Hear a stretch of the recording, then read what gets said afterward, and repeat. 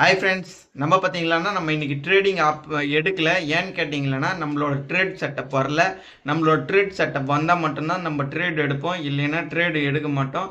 எத்தனை நாள் ஆனாலுமே வெயிட் பண்ணுவோம். கண்டினியூஸாக ட்ரேட் செட்டப் வந்துச்சுன்னா கண்டினியூஸாக ட்ரேட் எடுப்போம். இல்லைன்னா நம்மளோட ட்ரேட் செட்டப் வரலைன்னா ட்ரேட் எடுக்க மாட்டோம். நிறைய பேர் நீங்கள் கேள்விப்பட்டிருக்கீங்க, ட்ரேடிங்கில் டிசிப்ளினாக இருக்கணும்னு சொல்லிட்டு. அது டிசிப்ளின் இதுதான். நம்மளோட செட்டப் வந்தால் மட்டும்தான் ட்ரேட் எடுக்கணும். ட்ரேட் செட்டப் வரலைன்னா ட்ரேட் எடுக்கக்கூடாது.